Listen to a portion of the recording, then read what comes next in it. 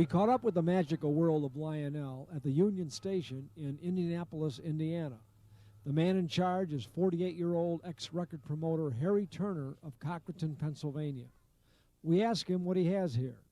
What do we got here? We've got a trailer that's custom made, and we call it the magical world of Lionel trains. And it's a big mobile display that goes up and down the highway coast to coast. And we've been running around the United States for about 4 years, in the United States and Canada. I think we've been in 33, 34 states so far, and a couple of the provinces. According to the Guinness Book of Records, the magical world of Lionel is the world's largest mobile model train display. It measures 8 by 33 feet and was designed by Turner and his friend Ed Summers. Wherever Harry goes, crowds gather.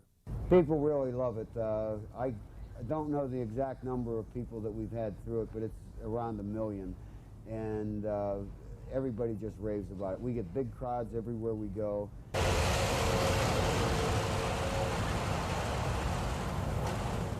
As you enter, you are greeted by a gorgeous sunset and the skyline of Pittsburgh overlooking the point where the Monongahela and Allegheny rivers meet to form the Ohio River. This and the other attractive background scenes were painted by Turner's friend Peter Maruska.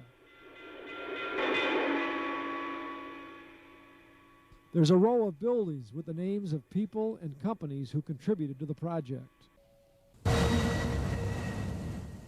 Next to the city scene is the Glacier National Park, which features a waterfall and wooden trestle bridge.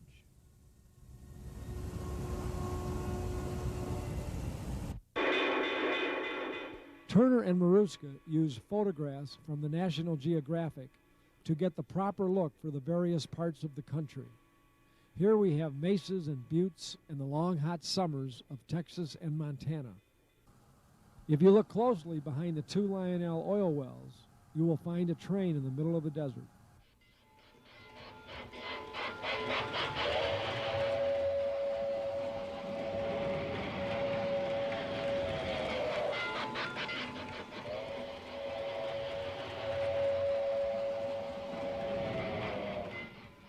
Jim Nelson built the oil refinery from a plastruck kit. The oil fields of the West segue to the hilly farmlands of Kentucky and Pennsylvania.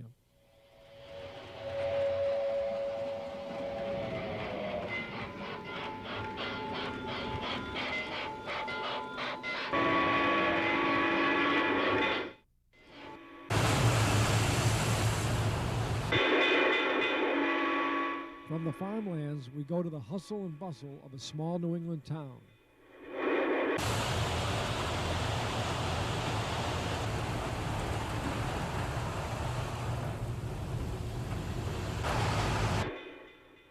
The JL Machinery Company is a copy of the factory which appeared on the Lionel showroom layout in the early 50s.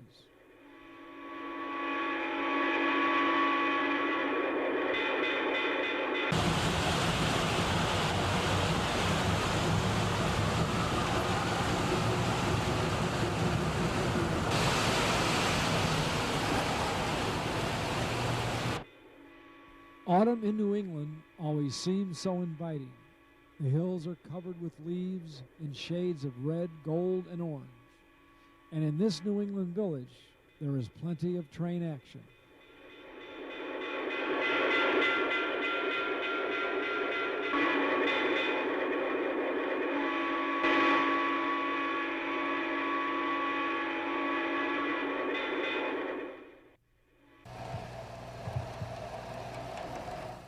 Our trip around the display ends in Colorado ski country. Mountains and Minutes foam was used to shape the landscape. The snow is a blend of acrylic matte medium, acrylic modeling paste, and acrylic titanium white paint. Harry got the formula from Dave Ferry's book on model railroad scenery. While it was still wet, I got this stuff from a arts and craft store called Diamond Dust, and it's ground glass. I just tossed it in the air, and it landed, and it gives you that little sprinkly stuff. And we have blue filters on a couple of the lights that enhance that sparkling effect. Harry likes to run Lionel's reissue of the pre-war Blue Comet in the winter scene. And people go through the display, and they'll go through all the different, you know, spring and fall, and they'll be in the summer scenes.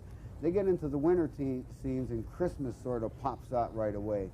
And I just think the tin plate fits in. I've even got one of the tin stations in there, too. A mirror gives the illusion of greater space and twice as many trains.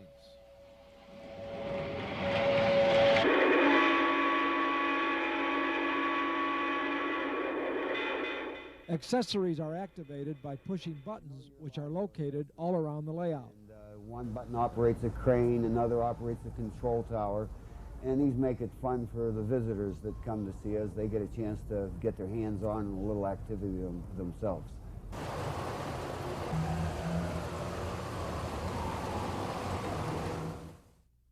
And you may come to one show and see T1s running, GG1s, Hudsons. You may see us at another show and you may see F3s and FMs running. It could be any combination. We also run inexpensive trains as well as expensive trains, the collector line trains. We run traditional trains too. We don't want to discourage mom and dad when they come out and see us that you know, everything is unaffordable and they've got young kids.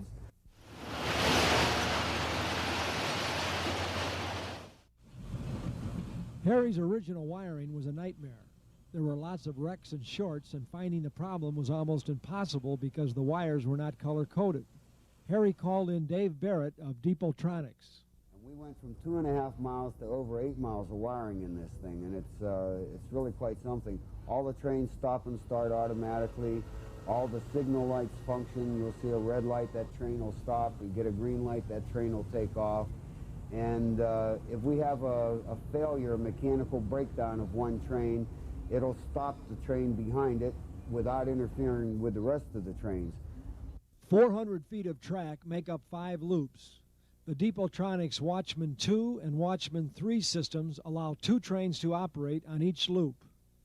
The control room, located behind the cab, contains 6 ZW transformers which supply the track power. About a dozen smaller transformers, located beneath the layout, supply power to individual accessories. The control room also houses the lighting controls and sound equipment. Turner used his experience from the recording business to set up the 750-watt sound system. To put that in perspective, most top-quality car stereos generate 200 watts. There are 22 speakers in the ceiling and several subwoofers beneath the display. And you'll hear the screeching of wheels and the flanges, as well as the chugs and puffs and the roar of the diesel motors. You'll hear horns and bells, and just about every railroad sound that you ever could imagine you will hear while you're visiting. Logs are kept telling how long engines have run, when they were lubricated, when the brushes were changed, and what parts needed replacement. The information is then passed on to Lionel, who sponsors the exhibit. A Freon-based cleaner is used to keep the track clean. And, we just get out there with washcloths and soak them with the Freon and wipe the track down. It seems to be the fastest way that I've found. And on the trains themselves, we find that ink erasers work real well for getting the wheels cleaned up, and they don't leave any residue. You can just blow the rubber off after you've cleaned it, and that does a real nice job for us, and we use that a lot. I wanted a star field with a couple thousand stars in them, and I wanted them to twinkle. Using fiber optics, Jerry Sweemer of Las Vegas, who was a lighting consultant for Disney's Epcot Center, gave Harry what he wanted and more. More than I wanted. Not only did I get my 2,000 stars, they twinkle, they're three-dimensional, little meteor showers every once in a while to enhance it. And what's really odd, if you had a star map, these things are all in the right place. The meteor showers aren't, but the stars themselves, they went out into the desert a few nights in a row and got a few pictures of the sky. And when they were satisfied with what they had, they projected those things onto these panels and put a hole everywhere there was a significant star. Sure, I have fun with this. I get paid to play with trains. This is great, you know. Yeah, I have fun. I'm like a little kid in a big body here. Yeah, I do. You know, like one message, you know, like one of the main objects of what we're doing out here is we're out here playing with these trains. We're having a lot of fun, and we associate ourselves with a lot of collectors and operators, and that's all great. You know, we're really enjoying that. But the main mission of this vehicle is to promote this hobby and to promote trains again. And I think, you know, this is a good effort to get the trains out of the closet, that there are millions of buried out there. And you know, I think everybody should take an active part in exposing the young kids to trains and showing them what a hobby could be, and getting families back together. There's always something about a family train display that, you know, especially nowadays, I think it's really something that would help out quite a bit. And I'd like to see more people make an effort to get everybody involved in it.